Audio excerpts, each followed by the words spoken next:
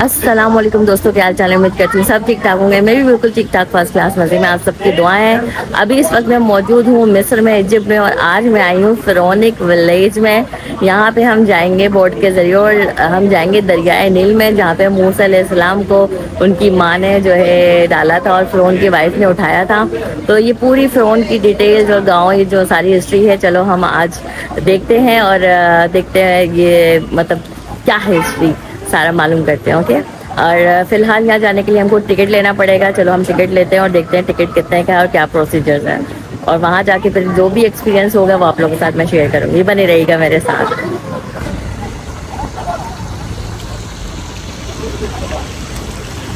ये ticket office है, यहाँ से टिकट मिल रहा है, इधर से भी टिकट मिल रहा है। चलो चल के देखते हैं टिकट। तो ये टिकट मैंने ले लिया है द फिरौन विलेज का, ये देख सकते हैं आप लोग।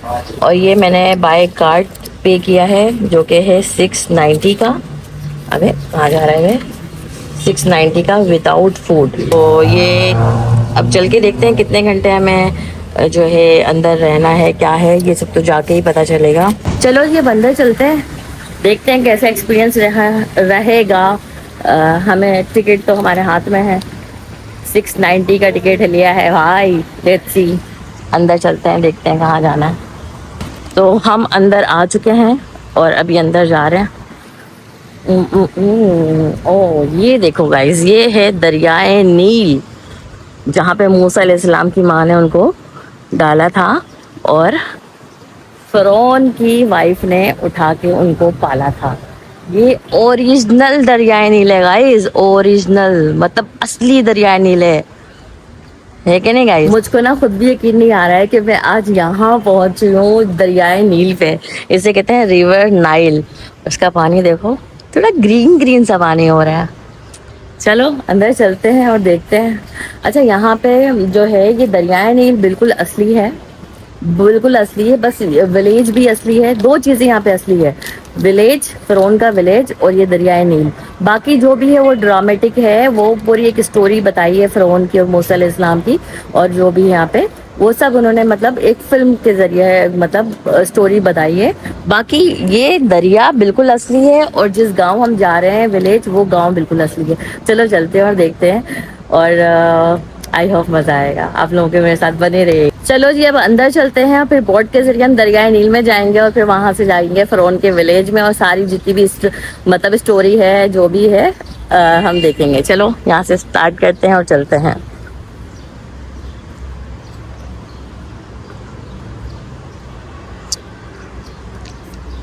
यार मुझको अब तक यकीन नहीं आ रहा कि मैं दरियाए नील पे हूँ यार। ये वही दरिया है जहाँ मूसा अलैहिस्सलाम की माँ ने उनको डाला था, ये उसकी दरिया का पानी है यार। I am so excited. मैं अपनी फीलिंग्स जो है ना शेयर नहीं कर सकती कि मैं कितनी हैप्पी हूँ। हाउ कैन आई गो, कहाँ से जाना? आई थिंक इधर से जाना। Let's go.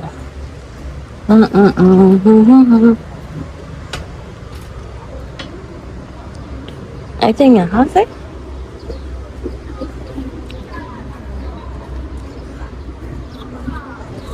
इस साइड से एंट्रेंस, आई थिंक इधर से चलते हैं। वो एग्जिट था जहाँ मैं गलती से चली गई। ओह ओके, ये अंदर से खुलेगा। ओके, सो यहाँ पे जो है हम इंतज़ार कर रहे हैं, यहाँ से जो है बोट पे जाएंगे। आफ्टर 20 मिनट जो है ना बोट स्टार्ट होगी, और इधर से जाएंगे, इधर से।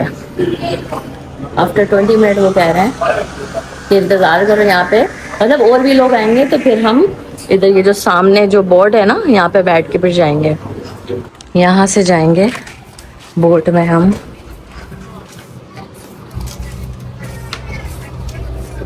Thank you. इस बोट में जाएंगे हम। एक्साइटमेंट हो रही है बहुत ज़्यादा। बिस्मिल्लाह। वाओ,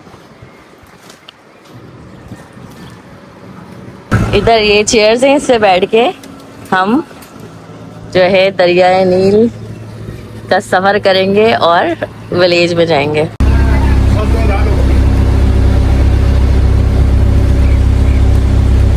सो ये बोट हमारी स्टार्ट हो चुकी है।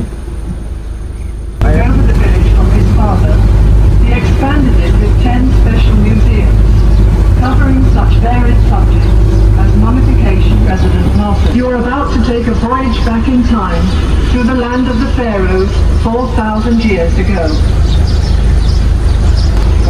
Between the trees is a statue of the Roman god Nilos, the personification of the River Nile. Nilos' residue brought to the land by the annual flood.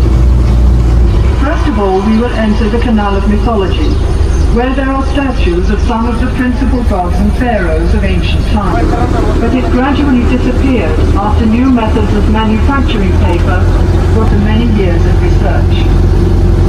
Papyrus was also used for making boats, mats and sandals, and the lower part of the stem was sometimes eaten as a vegetable.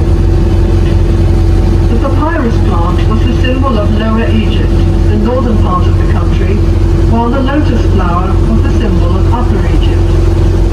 As well as being prized for its perfume, the lotus symbolized resurrection to the ancient Egyptians, because the flower opens when the life-giving sun is out and closes when the sun sets.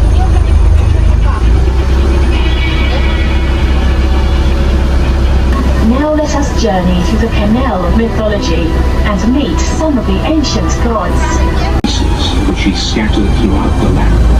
And so I may have remained, had it not been for my faithful wife. I am Isis, sister and wife of Osiris, and the goddess of fertility.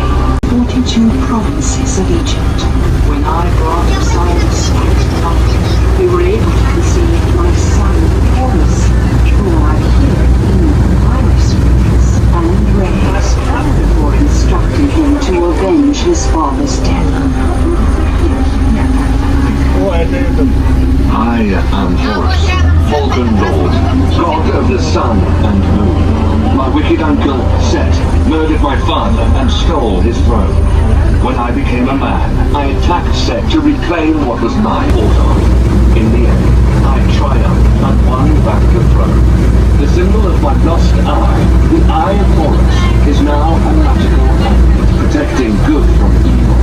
Find it if you can. I am Amun-Ra, the sun god, god of kings, king of the gods, ultimate ruler of all Egypt. The temple of Karnak, constructed by 30 pharaohs over hundreds of years. Goddess Isis tricked me and stole it. On my daily stroll through the heavens, she hid a serpent which struck me, and as its poison coursed through my limbs, hotter than fire. I tremble in all my limbs, and the sweat runs down my face, even as in the heat of summer. But still, she would not help. And so, still, he lost one of those armies in his battle with Salah. Would you like to hear my secret name now? Or shall I whisper it to you? Never enough time.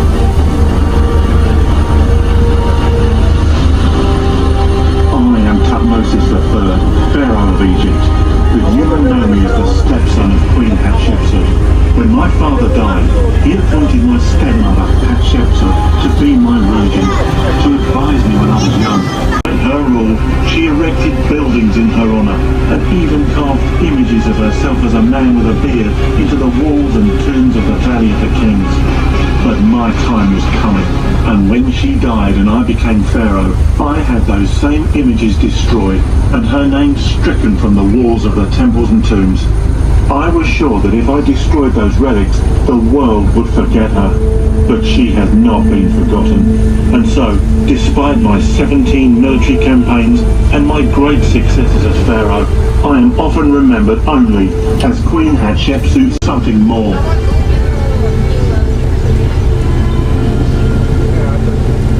Standing in the water is a Nilometer, a gauge used by the ancient Egyptians to measure the rise of the annual flood, which occurred every summer. This enabled tax assessors to estimate the revenue from the grain harvest the following spring. Even in those days, farmers complained that they did all the work and the taxman got all the profit.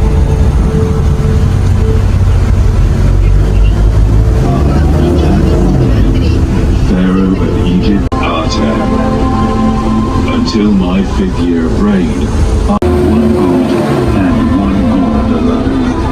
Atum, the sun god, the giver of life, the protector. Worship Amun once again.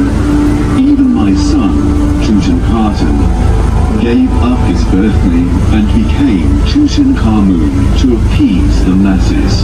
And so my city, Tel El Amarna, and my god Aten were abandoned by the Egyptians. But one day, Aten will rise again and be worshipped by all. Is today that day? Look, stories of my works, for I it was the king of kings. In the southern lands, my wife Nefertari and I built a new temple at Usimba, and near Thebes we constructed the Ramesseum temple. I'm more pharaoh with the name Ramesses. Ozymandias, king of kings.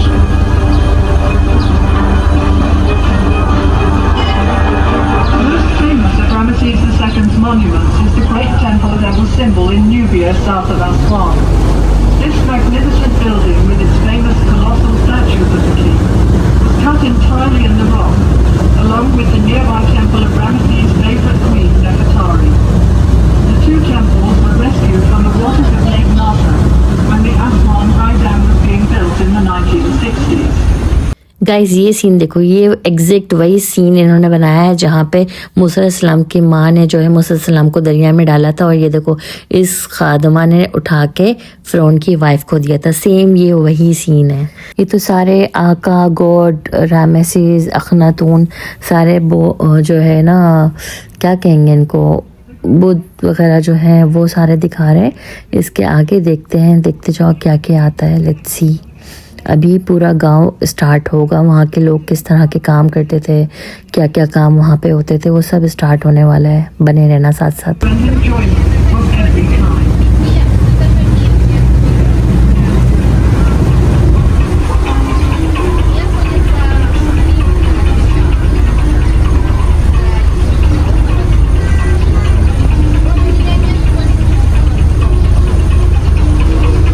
Like in ancient Egypt comes alive with scenes of agriculture and industry. The nobleman and his wife are enjoying the fresh air in their garden pavilion. They are playing a game called Senet, a game for two players, the form of which is still played in Egypt today. Ploughing is the first operation in preparing the land for cultivation. And here we see the ploughman with his team and a simple wooden plough. After ploughing, the heavy clods of soil are broken up with a hoe, and then furrows are made with the broad-bladed mattock. The sower scatters the seed from a small bag or basket, and sheep follow the sower to press the seed into the tough soil with their feet. Beside the houses in the background kept pigeons for food, and they were used for carrying messages, especially for the army. The fields are irrigated by means of the shadoof, which works like a balance, with a bucket at one end of a long pole and a heavy stone as a counterweight. Shadoofs are still sometimes used in the Egyptian countryside. When the grain is harvested, the sheaves are carried to the threshing floor in a net bag hung on a long pole. When a thick layer of grain has been spread on the circular floor, oxen or cows are driven round to break up the ears of grain with their heavy feet. The next process is winnowing, when the grain is tossed up into the air so that the lighter chaff or husk will blow away on the wind. The grain is then taken to be stored in the silos. The scribe makes a careful record of all the grain which is being stored. This was important for taxation purposes, as there was no money in Egypt in Pharaonic times.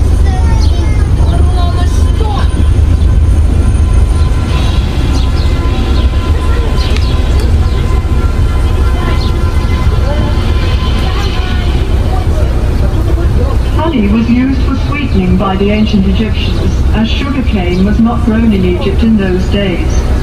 Beehives were made of pottery tubes piled up in rows, and in some parts of the country, beehives are still made this way today. The River Nile was the main highway of communication in Pharaonic times, so boat building was an important industry. Small boats were made of bundles of papyrus tied together with ropes. Such boats were used for short journeys and for fishing or hunting trips. Larger boats were made of wood, usually cedar wood imported from Lebanon. Wooden boats were pegged together with dowels and sewn together with ropes, as can be seen in the cross-section on the back. When the boat was put into the water, the wood expanded and the rope shrank, so the boat became completely watertight. A royal boat of this type can be seen in the museum beside the Great Pyramid of King Cheops at Giza. The palm tree was a valuable resource for the Egyptians. The trunk was used in house building, and the branches provided fronds for making mats and baskets, while furniture and boxes were made from the ribs. The boxes were used for storage and as cages for small animals and birds. The Egyptians today still use the various parts of the palm tree for the same purposes. There were many different kinds of fish in the Nile and its canals which made good food, and fishing was also popular as a sport. One method of fishing can be seen here, where a net is stretched between two boats, and the fisherman hits the water with a stick to frighten the fish into the net. Let's see if he's been lucky today. The ancient Egyptians, the first people to use sports, traveled many directions, showing us, the ancient Egyptians, while we were playing, stick fighting, archery, and wrestling.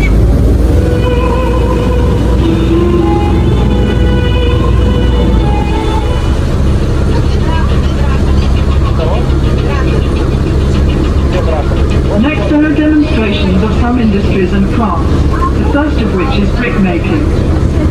The material used is the Nile mud, which is mixed with water and chopped straw into a thick paste. This paste is put into a wooden mould, and the bricks are then simply left to dry in the sun. As there is little heavy rain in Egypt, these mud bricks can last for centuries. The houses of the ancient Egyptians, even the palaces of the pharaohs, were constructed of sun-dried mud brick. The roof was made of split palm trunks covered with branches. The building was covered with a thick layer of mud, which acted as insulation against heat, wind, and rain.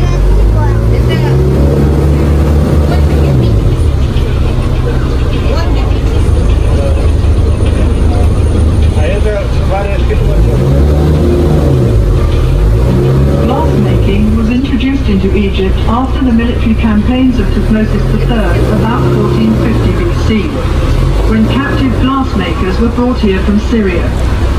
Glass was used for making beads, inlays, amulets and small vessels, which were formed around a core, as glass blowing was not invented until the 1st century BC. In Ptolemaic times, Alexandria became a centre of glass craftsmanship, and in the Roman period, fine cameos were produced in the same city.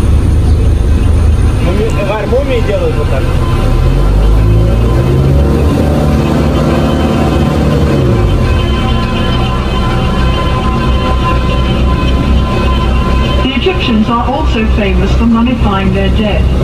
Mummification is basically dehydration, and to speed up this process, the internal organs of the body were removed and preserved separately. The body was dried out by being covered with natural salt, a form of soap found in the desert region.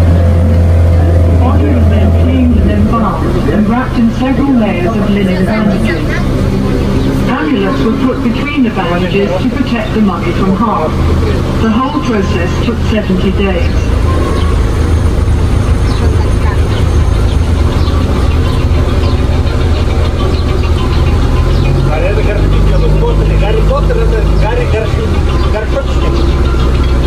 Pottery making is one of the oldest crafts in Egypt, dating back to about 6000 BC.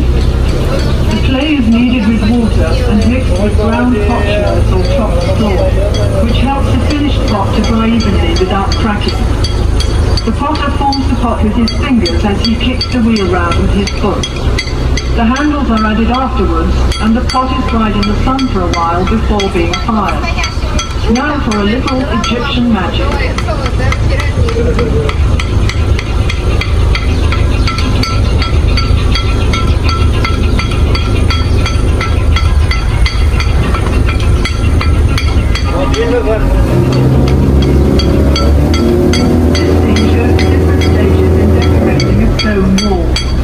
First of all, the surface is level, then smooth and polished with a piece of hard stone.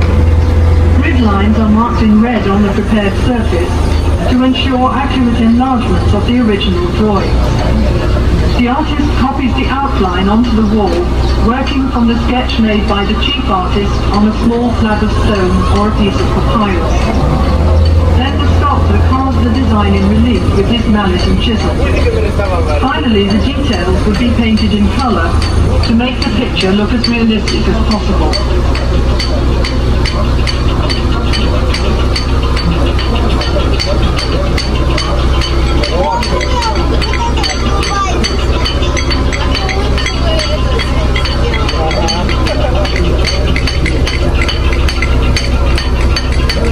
Statues were partially carved in the quarry where the stone for them was cut. First of all, the block of stone is separated from the rock base by hammering wooden wedges into holes cut in the rock. The wedges are soaked with water, and as the wood expands, the block breaks away. After the stone has been smoothed and polished, the profile of the work is outlined on one side, and then the sculptor carves out the figure, rounding it off first on the front and then on the back.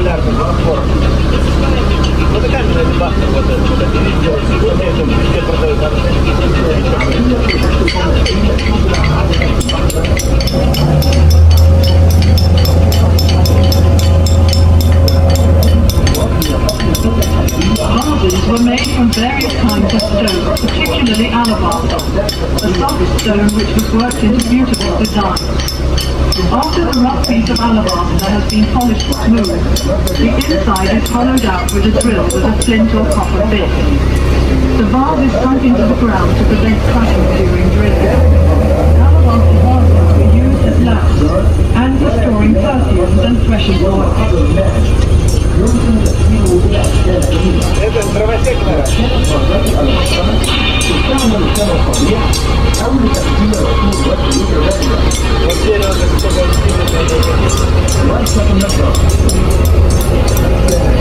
tools of the carpenter and joiner were made of copper, wood, and bronze. On the left, a man is sawing a log of wood into planks. Other tools used were a hammer, chisel, an axe, and a bone drill for boring holes.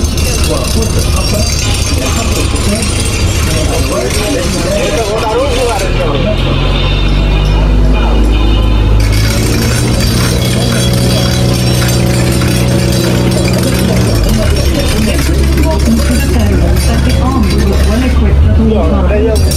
Weapons included bows and arrows, swords, battle axes and spears, as well as shields and crowsticks.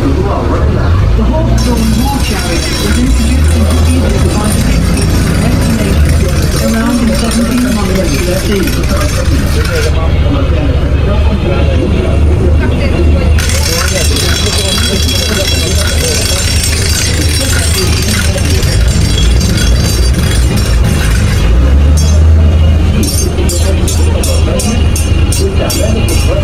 Perfumes were very popular in ancient Egypt and consisted chiefly of fragrant oils and fats. The juice is extracted from sweet-smelling flowers in a bag of heavy camels, the ends of which are twisted in opposite directions with wooden bars. This scented extract is then mixed with oil or fat as a base.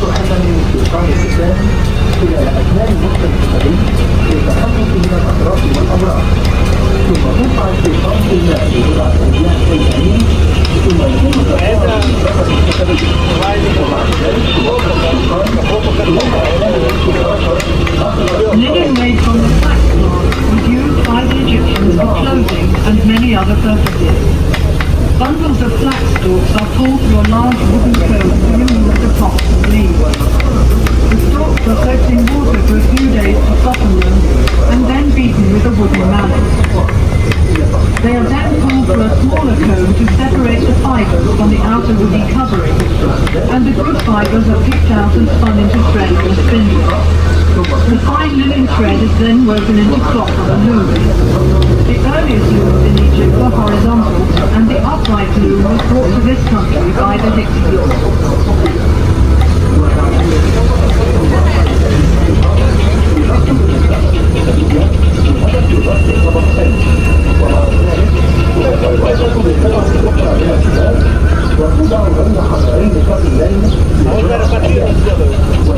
Another important industry was papyrus paper making, for which the government has a monopoly. The lowest part of the stem is the best part for paper making. The outer green rind is peeled off and the white cloth in 2 layers, one vertical and one horizontal. The surface of the sheet thus formed is then hammered with a wooden mallet to force the fibre into 2 layers to stick together. The sheet is then covered with another piece of cloth and pressed between 2 heavy stones for several days. During that time it also dries out in the hot sun and the piece of paper is ready for use. Я когда выставляю из-под таких ног не ноги.